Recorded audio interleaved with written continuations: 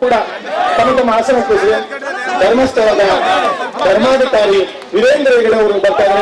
ಎಲ್ಲರೂ ಕೂಡ ಜೋರಾದ ಚಪ್ಪಾಳೆ ಮೂಲಕ ಅವರ ಚಿಂತನೆಗಳು, ಅವರ ಆಶಯಗಳು ಮತ್ತು ಶ್ರೀ ಮಂಜುನಾಥ ಸ್ವಾಮಿಯ ಪೂಜಾ ಕಾರ್ಯಕ್ರಮದಲ್ಲಿ ಪೂಜ್ಯ ಧರ್ಮಾಧಿಕಾರಿಗಳನ್ನ ನಾವೀಗಾಗಲೇ 8ನೇ ಅಕ್ಟೋಬರ್ 24ರಂದು ಪೂಜ್ಯ ವೀರೇಂದ್ರ ಹೆಗಡೆ ಅವರು ತಮ್ಮ ಕ್ಷೇತ್ರದ ಧರ್ಮಾಧಿಕಾರಿಯಾಗಿ ನಾಡಿನ ಹಿತವನ್ನು ಗಮನದಲ್ಲಿರಿಸಿಕೊಂಡು ಅವಿಶ್ರಾಂತವಾಗಿ ದುಡಿಯುತ್ತಿರುವ ಪೂಜ್ಯರು 5 ದಶಕಗಳಷ್ಟು ದೀರ್ಘಕಾಲದವರು. ಮನಕುಲಕ್ಕಿಂತರ ಜನರ ಬದುಕು ಬದಲಾಗಿರುತ್ತದೆ, ಸಾವಿರಾರು ಸಂಸ್ಥೆಗಳ ನಿರ್ಮಾಣವಾಗಿರುತ್ತದೆ. ಪೂಜ್ಯ ವೀರೇಂದ್ರ ಹೆಗಡೆ ಅವರು ನಮ್ಮ ನಡುವೆ ನಡೆದ ಸೋಜುಗಾದ ಸೂಜು ಮಲ್ಲಿಗೆ ನಾದೇವ ನಿಮ್ಮ ಮಂಡೆ ಮ್ಯಾಲೆ ದುಂಡು ಮಲ್ಲಿಗೆ. ನಮಗೆ ಉತ್ತಮವಾದಂತಹ ರೂಪ ಕೊಟ್ಟಂತ ಇವತ್ತು ಅಣಬೇರೆ ಮಂಜಣ್ಣನವರ ಮನೆಯಲ್ಲಿ ಸುಮಾರು 25 ವರ್ಷಗಳಿಂದ ಅಕ್ಕಿ ಸಮರ್ಪಣಾ ಕಾರ್ಯಕ್ರಮವನ್ನ ದಾಸೋಹ ಮಾಡುವ ಮೂಲಕ ನೆತ್ತ ಪರವಾಗಿ ಪೂಜ್ಯ ವೀರೇಂದ್ರ ಹೆಗಡೆ ಅವರ ಪಾದಕಮಲಗಳಿಗೆ ಭಕ್ತಿಪೂರ್ವಕವಂತ ಸ್ವಾಗತ. ಕನಸು ಜನಜಾಗೃತಿ ವೇದಿಕೆ ಅಂತ ಒಂದು ಜನಜಾಗೃತಿ ವೇದಿಕೆಯ ಅಭಿನಂದನೆಗಳನ್ನ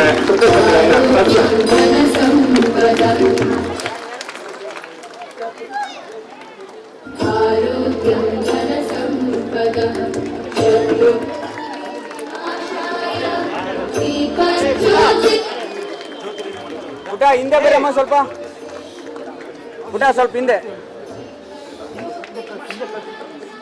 ಬನ್ನಿ. ನೀವೆಲ್ಲ ಊಟ ಹಿಂದಕ್ಕೆ ಸರ್ಕಬೇಕು.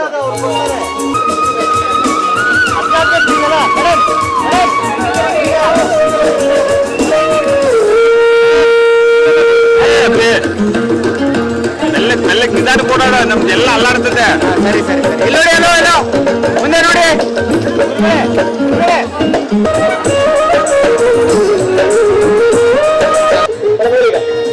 ಈ ಒಂದು ಕಾರ್ಯಕ್ರಮವನ್ನು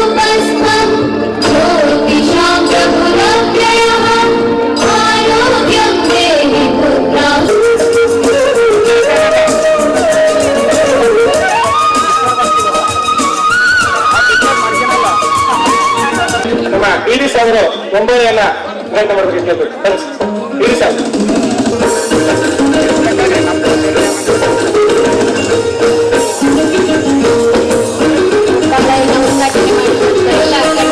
ನಾದ್ಯಂತ ಬೀಗಿದವರೆಷ್ಟು ಜನ, ಭಾಗಿದವರೆಷ್ಟು ಜನ, ರೇಗಿದವರೆಷ್ಟು ಜನ ನೋಡಿ ಆಶೀರ್ವಾದ ಮಾಡಿದ ರೀತಿ ಹೀಗಿದೆ.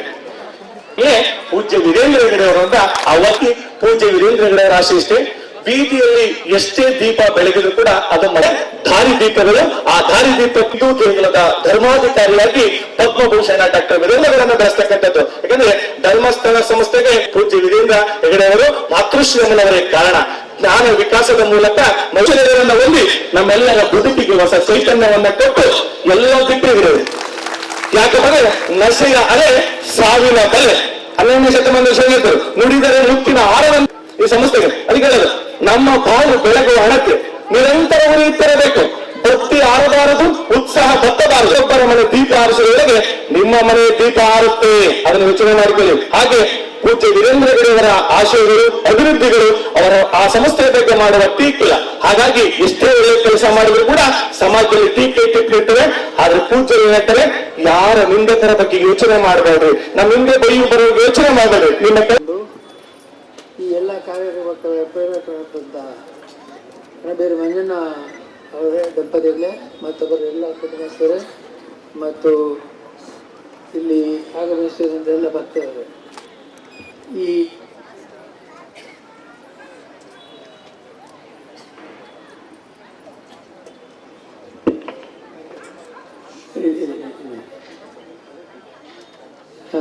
ನಮ್ಮ ಧರ್ಮದಲ್ಲಿ ನಾವು ಯಾವುದೇ ಹೋಮವನ್ನು ಮಾಡುವಾಗ ಯಾವ ದೇವರಿಗೆ ನಾವು ಹವಿಸನ್ನು ಸಲ್ಲಿಸಲಿ ಅದನ್ನು ಅಗ್ನಿ ಮೂಲಕವೇ ಕೊಡುವುದು.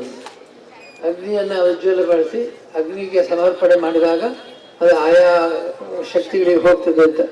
ಈಗ ಇದು ನಾವು ಗಣಪತಿ ಗಣಹೋಮ ಮಾಡಬೇಕಾದ್ರೆ ಗಣಪತಿಗೆ ಹೋಮ ಮಾಡ್ತೇವೆ. ಗಣಪತಿಗೆ ಎಷ್ಟೇ ನಾವು ಬಾಹ್ಯವಾಗಿ ವಸ್ತುವನ್ನು ಕೊಡಬಹುದು, ಆದರೆ ಅಗ್ನಿಗೆ ಸಮರ್ಪಣೆ ಮಾಡಿದರೆ ಅಗ್ನಿಯ ಮೂಲಕ ಅದು ಅವರಿಗೆ ಸಮರ್ಪಣೆ ಆಗುತ್ತೆ ಅನ್ನೋದು ನಮ್ಮೆಲ್ಲ ನಂಬಿಕೆ. ಹೀಗೆ ಅನೇಕ ಹೋಮಗಳಿದ್ದಾವೆ. ಯಾವ ಹೋಮಗಳಿದ್ರೂ ಕೂಡ ಅದನ್ನು ಮಾಡೋದು ಬೆಂಕಿ ಅಗ್ನಿಗೆ ಹಾಕೋದು ಅಗ್ನಿ ಮೂಲಕವೇ ಅದು ಆಯಾ ಶಕ್ತಿಗಳಿಗೆ ಮುಟ್ಟುವಂಥದ್ದು ಅಂತೇಳಿ. ಹಾಗಾದರೆ ಅಗ್ನಿಗೆ ನಮ್ಮಲ್ಲಿ ಏನಿದೆ, ನಮಗೆ ಯಾಕೆ ಈ ಅನ್ನದಾನದ ಮಹತ್ವ ಅಂತಂದರೆ, ನಮ್ಮ ಜಠರಾಗ್ನಿ ಅಂತ ನಮ್ಮಲ್ಲಿ ಹೊರರೋದು ಅಗ್ನಿ ಇದೆ. ಈ ಅಗ್ನಿ ಏನು ಮಾಡ್ತಾರೆ ಅಂದರೆ, ನೀವು ಯಾವುದನ್ನೇ ಕೊಡಿ ಅದನ್ನು ಭಸ್ಮೀಕರಣಿಸುವಂಥ ಶಕ್ತಿ ಈ ಜಠರಾಗ್ನಿಗೆ ಇದೆ. ಹೊಟ್ಟೆ ಹಸಿವಾಗುವಂಥದ್ದು ಅಂತಂದರೆ ಒಂದು ಸಣ್ಣ ಸೂಚನೆ, ಏನೋ ಬೇಕು ಬೇಕು ಬೇಕು ನಮಗೆ ಅಂತ. ಆಮೇಲೆ ನಾಲಿಗೆ ಚಪಲ ಹೇಳಿದ್ರೆ ನನಗೆ ಅದು ಕೊಡು ಇದು ಕೊಡು, ಸಿಹಿ ತಿನಿ ಕೊಡು, ಅದು ಇದನ್ನು ಯಾವುದೋ ವಸ್ತುವನ್ನು ಕೊಡು ಅಂತ ಹೇಳುತ್ತೆ. ಆದರೆ ಮುಖ್ಯವಾಗಿ ಜಠರಾಗ್ನಿ ಅಂತಂದರೆ ಹೊಟ್ಟೆಯ ಹಸಿವು ನಮ್ಮ ಅಗ್ನಿ. ಈ ಅಗ್ನಿಯನ್ನು ನಾವು ಸದಾ ಜಾಗ್ರತೆ ಕಾಪಾಡ್ತೇವೆ. ಮತ್ತು ಅಗ್ನಿ ಸರಿ ಇಲ್ಲದಿದ್ದರೆ ಡಾಕ್ಟರ್ ಹತ್ರ ಓಡ್ತಾ ಇದ್ದಾರೆ, ಡಾಕ್ಟರ್ ಏನೋ ಸರಿ ಇಲ್ಲ ನಂದು ದೇಹ, ಯಾಕಪ್ಪ ಏನೋ ಅಗ್ನಿಯಿಂದ ಒಂದು ಏನು ತಿಂದ್ರು ಜೀರ್ಣ ಆಗ್ತಾ ಇಲ್ಲ ಅಂತೇಳಿ. ಹಾಗಾಗಿ ಜೀರ್ಣ ಆಗುವಂಥ ಶಕ್ತಿ ಆ ಹೊಟ್ಟೆಯಲ್ಲಿದ್ದರೆ ಏನು ನಾವು ತಿಂದರೂ ಕೂಡ ಅದು ಹೊಟ್ಟೆಗೆ ಹೋಗಿ ಜೀರ್ಣ ಆಗುತ್ತೆ. ಹೀಗಾಗಿ ನಾವು ಜಠರಾಗ್ನಿಗೆ ಬಹಳ ವಿಶೇಷವಾದ ಮಹತ್ವವನ್ನು ಕೊಡ್ತೇವೆ.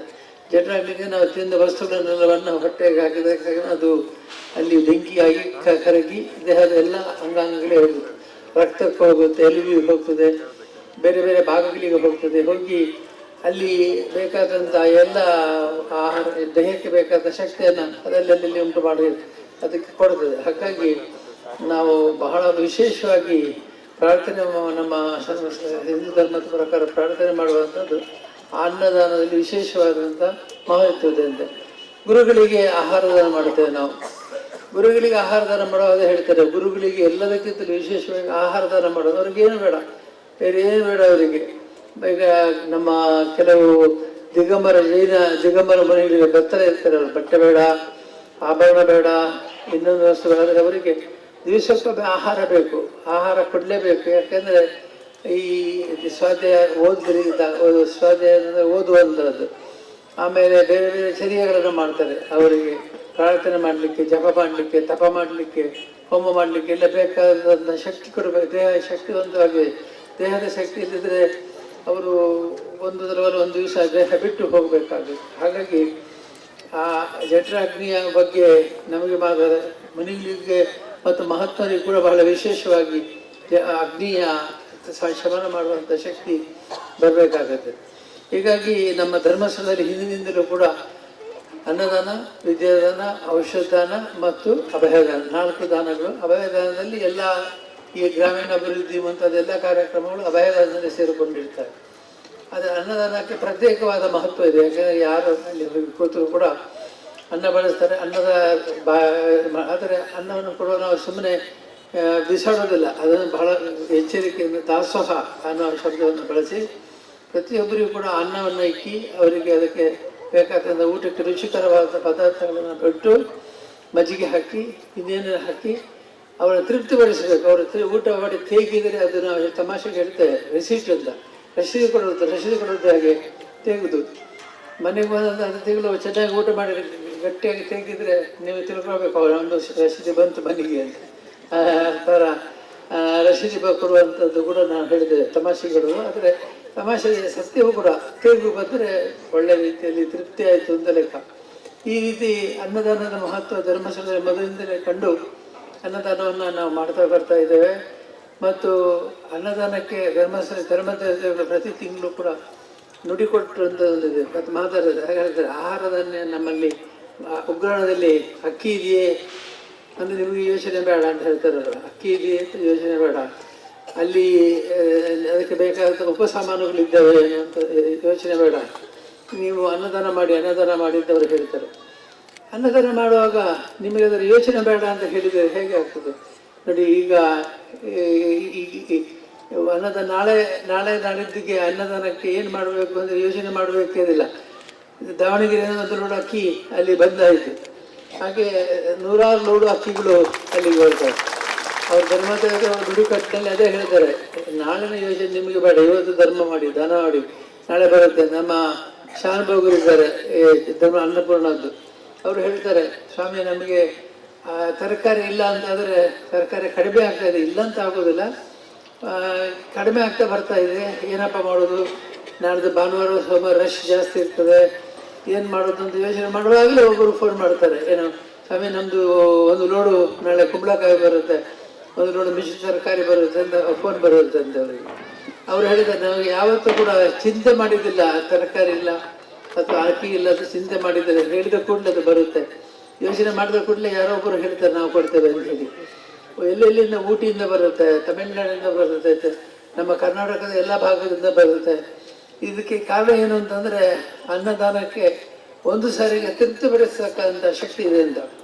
ತೃಪ್ತಿಪಡಿಸೋದೇನು, ನೀವು ಏನು ಕೊಡಿ, ಇನ್ನೊಂದು ಸಾಕು ಅಂತ ಕೇಳಿದರೆ ಇನ್ನಷ್ಟು ಕೊಡ್ಬೋದಿತ್ತಲ್ಲ ಅಂತ ಹೇಳ್ತಾರೆ. ನೀವೊಬ್ಬರಿಗೆ ದುಡ್ಡು ಕೊಡಿ, ದುಡ್ಡು ಕೊಟ್ಟ ಮೇಲೆ ಹೇಳಿ ನಾನು ನಿನಗೆ ಒಂದು 10 ಲಕ್ಷ ರೂಪಾಯಿ ಕೊಟ್ಟಿದ್ದೇನೆ ಸಾಕು ನಿನಗೆ ಅಂತ. ಏನು ಸ್ವಾಮಿ 10 ಲಕ್ಷ ರೂಪಾಯಿ ಕೊಡೋರು 2 ಲಕ್ಷ ಕೊಟ್ಟರೆ ಏನು ಜಾಸ್ತಿ ಅಂತವ್ರು ಕೇಳ್ತಾರೆ.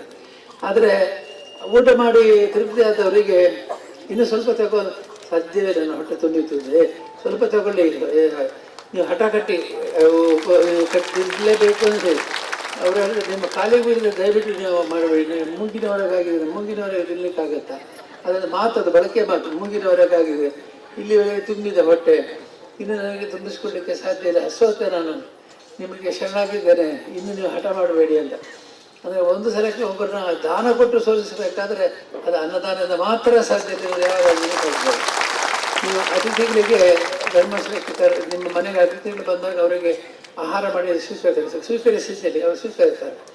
ಒಂದು ಹಂತದ ಮೇಲೆ ಸಾಕು ಸಾಕು ಸಾಕು ಅಂತ ಇಲ್ಲ, ಇನ್ನೂ ಸ್ವಲ್ಪ ಎಲ್ಲಿಂದ ತಿನ್ನೋದು, ಇನ್ನು ಸಾಧ್ಯವೇ ಇಲ್ಲ ನಮ್ಮಿಂದ, ಇದಿದ್ರೆ ವಾಂತಿ ಆಗ್ತದೆ ಅಂತ ಹೇಳ್ತಾರೆ. ಅಂದರೆ ಆ ರೀತಿ ಹೊಟ್ಟೆ ಅನ್ನುವಂಥದ್ದು ಒಂದು ಮಿತಿ ಇರ್ತದೆ, ಆ ಮಿತಿಗಿಂತ ದಾಟಿ ಜಾಸ್ತಿ ಹೋಗ್ಲಿಕ್ಕಾಗೋದಿಲ್ಲ. ಆದ್ದರಿಂದ ಅನ್ನದಾನಕ್ಕೆ ನಾವು ಬಹಳ ಪ್ರಾಶಸ್ತ್ಯವನ್ನು ಕೊಡ್ತೇವೆ, ಮಹತ್ವವನ್ನು ಕೊಡ್ತೇವೆ. ಅನ್ನದಾನಕ್ಕೆ ಕೊಟ್ಟಂಥ ಮಹತ್ವ ನಾವು ಬಹಳ ಹಿಂದಿನಿಂದಲೂ ಕೊಟ್ಟಿದ್ದೇವೆ. ಕ್ಷೇತ್ರದಲ್ಲಂತೂ ಅನ್ನದಾನ ಬಹಳ ಪವಿತ್ರವಾಗಿದೆ. ಎಲ್ಲ ಕ್ಷೇತ್ರದಲ್ಲಿ ಅನ್ನದಾನ ಪ್ರಾರಂಭ ಆಗಿದೆ. ಭಾಳ ಜನ ಎಲ್ಲ ಕ್ಷೇತ್ರದಲ್ಲಿ ಅನ್ನದಾನ ಪ್ರಾರಂಭ ಮಾಡಿದ್ದಾರೆ. ಯಾಕೆಂತಂದರೆ ಅವರಿಗೆ ಕಂಡಿದೆ ಅನ್ನದಾನದಷ್ಟು ಶ್ರೇಷ್ಠವಾದ ದಾನ ಇನ್ನೊಂದಿಲ್ಲ ಅಂತೇಳಿ.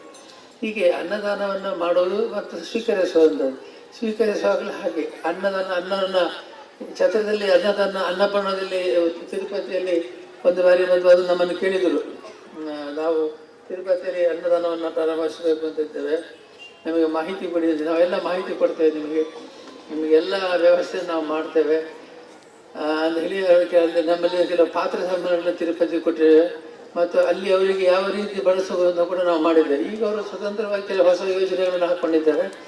ಆದರೆ ನಮ್ಮ ಕ್ಷೇತ್ರದಲ್ಲಿ ಅಂತೂ ನಾವು ನಮ್ಮ ಪದ್ಧತಿ ಪ್ರಕಾರ ನಾವು ಅನ್ನ, ಸಾಂಬಾರು, ಸಾರು, ಮಜ್ಜಿಗೆ ಒಂದು ಕೂಟದ ಒಂದು ಮಿಶ್ರ ತರಕಾರಿಗಳ ಒಂದು ಥರ ಮಾಡ್ತಾರೆ. ಇದನ್ನೆಲ್ಲ ಬಹಳ ಮೆಚ್ಚಿದ್ದಾರೆ, ಜನ ಬಹಳ ಇಷ್ಟಪಡ್ತಾರೆ. ಮತ್ತು ಅನೇಕ ಬಾರಿ ಬಂದು ನನಗೊಬ್ಬರು ಬ್ಯಾಂಕಿನ ಚೇರ್ಮನ್ ಬಂದಿದ್ದರು. ಅವರು ಬಂದಾಗ ಅವರು ಹೇಳಿದರು, ದಾರಿಯಲ್ಲಿ ಹೋಗುವಾಗ ಸುಮಾರು ಹಾಸನ ಹತ್ರ ಹೋಗುವಾಗ ಹೇಳಿದ್ರಂತೆ, ನಾನು ಡ್ರೈವಿಂಗ್ ಮಾಡ್ತಾ ಇದ್ದೆ ಸಣ್ಣ ವಯಸ್ಸಿನಲ್ಲಿ, ಈಗ ಡ್ರೈವ್ ಮಾಡಿದ್ರೆ 8-10 ವರ್ಷ ಆಯಿತು. ಮತ್ತು ನನ್ನ ಮನಸ್ಸು ಯಾಕೆ ಧರ್ಮಸ್ಥಳದಲ್ಲಿ ಊಟ ಮಾಡಿದ್ರೆ ತುಂಬ ಸಂತೋಷ ಆಗಿದೆ, ಮತ್ತು ನಾನು ಡ್ರೈವ್ ಮಾಡಬೇಕು ಅಂತ ಹೇಳಿ ಡ್ರೈವರ್ನ ಎಬ್ಬಿಸಿ ಅವ್ರು ಕೂತು ಗಾಡಿ ಬಿಟ್ರಂತೆ. ಆಮೇಲೆ ಇನ್ನೂ ಸ್ವಲ್ಪ ಹೊತ್ತು ಹೋದಾಗ ಅವ್ರು ಹೇಳಿದಂತೆ, ಮಲ್ಲಿ ಐನೂರು ನನ್ನ ಕೈಯಲ್ಲಿ ಇನ್ನೂ ಬೆಳ್ಳಿನಲ್ಲಿ ಪರಿಮಳ ಬರ್ತಾ ಇದೆ ಆ ಊಟದ್ದು, ಇದಕ್ಕೇನಂತ ನೀನು ಈ ಪರಿಮಳ ಇನ್ನೂ ನನ್ನ ಕೈಯಲ್ಲಿ ಹೋಗಿಲ್ಲ, ಆದರೆ ಎಷ್ಟು ಪುಣ್ಯ ಬರಬೇಕು ಅವರಿಗೆ. ಯಾಕಂದರೆ ಅನ್ನದಾನದಲ್ಲಿ ತೃಪ್ತಿ ಮಾತ್ರ ಅಲ್ಲ, ಈ ಪರಿಮಳ ಕೂಡ ಅಷ್ಟು ಚೆನ್ನಾಗಿ ಸುವಾಸನೆ ಇರಬೇಕು. ಅಂತಹ ಊಟ ಮಾಡಿ ಹಾಕಿಸ್ತಾರಲ್ಲ, ಭಾಳ ಸಂತೋಷ ಅಂತ ಹೇಳಿದ್ರು. ಹೀಗೆ ಎಷ್ಟೋ ಜನರನ್ನು ಸಂತೋಷಪಡಿಸ್ತದೆ, ಎಷ್ಟೋ ಜನರಿಗೆ ಉತ್ಸಾಹ ಕೊಡ್ತದೆ, ಎಷ್ಟೋ ಜನರಿಗೆ ನವ ಜೀವನವನ್ನು ಕೊಡ್ತದೆ, ಉತ್ಸಾಹ. ಒಬ್ಬರು ಮಿಲಿಟ್ರಿಯವರು ಬಂದಿದ್ದರು, ಬಂದು ಹೇಳಿದರು, ಸ್ವಾಮಿ ನನಗೆ ಊಟ ಮಾಡಲಿಕ್ಕೆ ಆಗ್ತಾಯಿಲ್ಲ, ಊಟ ಮಾಡಿದ ತಕ್ಷಣ ವಾಂತಿ ಆಗ್ತದೆ. ನಾನು ಸೈನ್ಯದಲ್ಲಿದ್ದಾಗ ಏನೇನೋ ಆಹಾರ ಕೊಡ್ತಿದ್ರು, ಸಮಯಕ್ಕೆ ಸರಿಯಾಗಿ ಆಹಾರ ನನಗೆ ಸಿಗ್ತಾ ಇರಲಿಲ್ಲ. ಹಾಗಾಗಿ ಸೈನ್ಯಕ್ಕೆ ಸೇರಿದ್ರಿಂದ ಹೊಟ್ಟೆ ಎಲ್ಲ ಕೆಟ್ಟೋಯ್ತು. ಈಗ ಏನು ತಿಂದರೂ ಕೂಡ ಉಲ್ಟ ಹೊಡೆಯುತ್ತೆ, ವಾಂತಿ ಆಗುತ್ತೆ. ಅಂದರೆ ನೀವು ಏನು ಮಾಡಬೇಡಿ, ನಮ್ಮ ಛತ್ರದಲ್ಲಿ ಪ್ರಸಾದ ಅಂತ ಕೊಡ್ತಾರೆ, ನೀವು ಊಟ ಮಾಡಬೇಡಿ, ಪ್ರಸಾದ ತಗೊಳ್ಳಿ, ಚೆನ್ನಾಗಿ ಊಟ ಮಾಡಿ. ಮತ್ತು ರಾತ್ರಿ ಬಂದು ನನಗೆ ಹೇಳಿದೆ, ರಾತ್ರಿ ಬಂದು ಹೇಳಿ, ಸ್ವಾಮಿ ನಾನು ಇವತ್ತು ಮಧ್ಯಾಹ್ನದಿಂದ ರಾತ್ರಿ, ಇವತ್ತು ಮಧ್ಯಾಹ್ನ ಮತ್ತು ಸಂಜೆಗೆ ರಾತ್ರಿ ಹೊತ್ತು ಊಟ ಮಾಡಿ ನನಗೆ ಏನಾಗಲಿಲ್ಲ, ಅನ್ನ ಚೆನ್ನಾಗಿ ಉಳಿದು ಒಳಗೆ ಹೇಳಿದರು. ನನ್ನ ಇದು ಅಯಾಚಿತವಾದಂತಹ ಒಂದು ಪ್ರಾರ್ಥನೆ ಮತ್ತು ಅಯಾಚಿತವಾದಂತಹ ಅನುಗ್ರಹ ನಿಮಗೆ. ನೀವು ಪ್ರಸಾದ ಅಂತ ತೆಗೆದುಕೊಂಡಿದ್ರಿಂದ ಆಯಿತು, ನಾವು ಊಟ ಅಂತ ತೆಗೆದುಕೊಂಡಿದ್ರೆ ಅದು ತಿರಸ್ಕಾರ ಆಗ್ತಿತ್ತೇನೋ, ಊಟ ಬೇಡ ಊಟ ಬೇಡ ಊಟ ಬೇಡ ಅಂತೇಳಿ. ಅದೇ ಪ್ರಸಾದ ಪ್ರಸಾದ ಪ್ರಸಾದ ಅಂತ ತೆಗೆದುಕೊಳ್ಳೋದ್ರಿಂದ ನಿಮಗೆ ತೃಪ್ತಿ ಆಯಿತು ಅಂದರೆ. ಪ್ರಸಾದ ಅನ್ನುವಂಥದ್ದು ನೀವೆಲ್ಲ ಇಲ್ಲಿ ದಾಸೋಹ ಅಂತ ಹೇಳಿದ್ರೆ ಬಹಳ ಸುಂದರವಾದ ಶಬ್ದ. ನಾವು ಕೂಡ ಈಗ ಧರ್ಮಸ್ಥಳದಲ್ಲಿ ದಾಸೋಹ ಅಂತ ಹೇಳ್ತೇವೆ. ಯಾಕಂದರೆ ದಾಸೋಹಕ್ಕೆ ಸರಿಯಾದಂಥದ್ದು ಅನ್ನದಾನ ಅಲ್ಲ. ದಾಸೋಹ ಅಂತಂದರೆ ಎಲ್ರಿಗೂ ಕೊಡುವಂಥದ್ದು. ಕೊಟ್ಟ ಮೇಲೆ ಅದನ್ನು ಕೊಟ್ಟವರು ತೃಪ್ತಿ ಪಡಬೇಕು, ತಗೊಂಡವರು ತೃಪ್ತಿ ಪಡಬೇಕು, ಎರಡು ಇದ್ದಿರಬೇಕು. ಈಗ ಅಕ್ಕಿಯನ್ನು ಕೊಟ್ಟಾಗ ಮಂಜಣ್ಣವರು ಮತ್ತು ಯಾರ್ಯಾರು ದಾನಿಲಿ ಅವರೆಲ್ಲ ಅವರಿಗೆ ಸಂತೋಷ ಆಗಬೇಕು ನಾವು ಕೊಟ್ಟಿದ್ದೇವೆ ಅಂತ. ತಿನ್ನೋರಿಗಂತೂ ಅತಿ ಊಟ ಆದ ಮೇಲೆ ಅವರು ತೆಗಿಬೇಕು, ಅಂತ ತೆಗೆದು ರಿಸೀಸ್ ಕೊಡಬೇಕು. ತೆಗಿದ್ರೆ ರಿಸೀಸ್ ಚೆನ್ನಾಗಿ ಆಗಿತ್ತು ಊಟ ಅಂತೇಳಿ. ಹೀಗೆ ಎರಡು ಕಾರಣದಿಂದ ಕೊಟ್ಟವರು ಮತ್ತು ತಗೊಂಡವರು ಇಬ್ಬರಿಗೂ ಕೂಡ ಸಂತೋಷ ಆಗುವಂಥ ರೀತಿಯಲ್ಲಿ ಅನ್ನದಾನ ನಡಲಿಕ್ಕೆ ಸಾಧ್ಯತೆ ಇದೆ. ಅದನ್ನು ಎಲ್ಲ ಕ್ಷೇತ್ರಗಳಲ್ಲಿ ವೃದ್ಧಿ ಆಗಲಿ ನಾನು ಆಸೆ ಪಡ್ತೇನೆ. ಯಾಕೆಂದರೆ ಮಧ್ಯಾಹ್ನದ ಊಟ ಅಥವಾ ಎರಡು ವಿಷಯಗಳಲ್ಲಿ ಜನರು ಸೋಲ್ತಾರೆ. ಒಂದೇನು ಚಪ್ಪಲಿ, ದೇವಸ್ಥಾನದ ಚಪ್ಪಲಿಯಲ್ಲಿ ಇರೋದು ಅವರು. ಯಾಕಂದರೆ ಚಪ್ಪಲಿ ಇಟ್ಟು ಹೊರಗೆ ದೇವರಿಗೆ ದರ್ಶನ ಮಾಡುವಾಗ ಹೊರಗಡೆ ನೆನಪಾಗೋದು ಚಪ್ಪಲಿ ಏನಾಯಿತು ಏನಾಯಿತು ಏನಾಯಿತು ಅಂತೇಳಿ. ಅದೇ ರೀತಿಯಲ್ಲಿ ಊಟದ ಯೋಚನೆ, ಎಲ್ಲಿ ಮಲಗೋದು, ಎಲ್ಲಿ ಊಟ ಮಾಡೋದು, ಎಲ್ಲಿ ಹೊಟ್ಟೆಗೆ ಹಸು ಜೋರಾಗ್ತಾ ಇದೆ, ಯಾವ ಹೋಟ್ಲಿಗೆ ಹೋಗೋದು, ಆ ಹೋಟ್ಲು ಒಳ್ಳೇದು ಈ ಹೋಟ್ಲು ಒಳ್ಳೇದು, ಇದೆಲ್ಲ ತರ್ಕಗಳು. ಇಲ್ಲಿ ಸೀದಾ ಬಂದು ಧರ್ಮಸ್ಥಳ ದರ್ಶನ ಮಾಡಿ ಛತ್ರಕ್ಕೆ ಹೋದರೆ ಊಟ ಯಾವತ್ತೂ ಇಲ್ಲ ಅಂತ ಆಗೋದು. ಈಗ ರಾತ್ರಿ 11-12 ಗಂಟೆವರೆಗೂ ನಾ ತಮ್ಮ ಹರ್ಷೇಂದ್ರ ರಾತ್ರಿ 11 ಗಂಟೆವರೆಗೂ ಊಟ ಇಡ್ತಾನೆ. ಅವರ ಕೆಲಸದನ್ನ ಗಾಡಿ ಮಾಡಿ ಕಳಿಸಿ, ಆದರೆ ಊಟ ಮಾತ್ರ ನಿಲ್ಲಿಸಬೇಡಿ ಅಂತ ಹೇಳ್ತಾನೆ. ಹಾಗಾಗಿ ಇಂತಹ ಅನೇಕ ಕಾರಣಗಳಿಂದ ಅನ್ನದಾನ ಬಹಳ ಶ್ರೇಷ್ಠವಾಗ್ತದೆ. ನೀವೆಲ್ಲ ಅನ್ನದಾನ ಮಾಡಿ ದಾಸೋಹವನ್ನು ಕೂಡ ಅಲ್ಲಿ ಊಟ ಮಾಡಿ ತೃಪ್ತಿ ಪಟ್ಟುಕೊಟ್ಟಿದ್ದೀರಿ. ಇವತ್ತಿಂತಹ ಎಲ್ಲ ದಾನಿಗಳಿಗೆ ವಿಶೇಷವಾಗಿ ಅನುಗ್ರಹವನ್ನು ಕೊಡ್ತೇನೆ. ನಮ್ಮ ಮಂಜಣ್ಣವರು ಮತ್ತು ರತ್ನ ಮಂಜಣ್ಣವರು ಈ ಮೊಮ್ಮಕ್ಕಳ ಜೊತೆ ಸೇರಿ ಯಾವಾಗಲೂ ಧರ್ಮಸ್ಥಳ ಬರ್ತಾ ಇರ್ತಾರೆ. ಧರ್ಮಸ್ಥಳಕ್ಕೆ ಬಂದ ಅವರ ಮೊಮ್ಮಕ್ಕಳು ಯಾರು ಹಿಂದೆ ನಿಂತಿದ್ದಾರೆ ಅವ್ರ ಜೊತೆ ಇರೋದು, ನನ್ನ ಜೊತೆಗೆ ಇರ್ತಾರೆ ಅವರು, ತಾತ ತಾತ ಅಂತ ಹೇಳಿ. ಹಾಗೆ ನಾನು ಹೇಳ್ತೇನೆ, ನನಗೆ ಹೊಸ ಮೊಮ್ಮಕ್ಕಳಾಗಿದ್ದಾರೆ. ಹಾಗಾಗಿ ಇವರು ಹೊಸ ರೀತಿಯಲ್ಲಿ ಅವರು ಮಾಡಿದ್ದಾರೆ. ಹಾಗಾಗಿ ವಿಶೇಷವಾಗಿ ಈ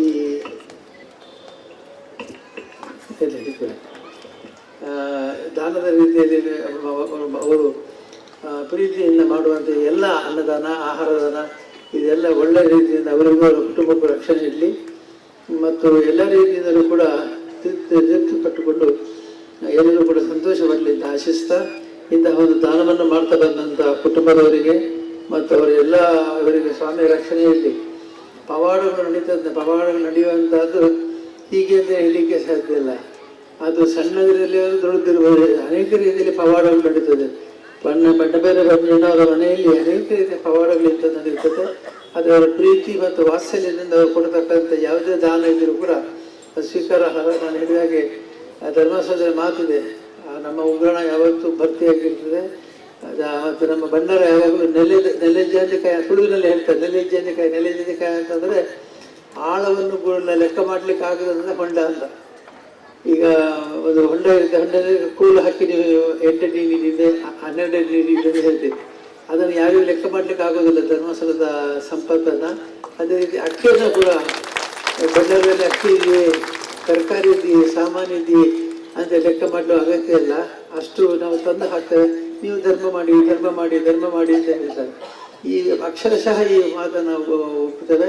ಮತ್ತು ಇಂತಹ ಕಾರ್ಯಕ್ರಮಗಳಿಂದಾಗಿ ಅದು ಖಂಡಿತವಾಗಿ ದೃಢವಾಗ್ತದೆ.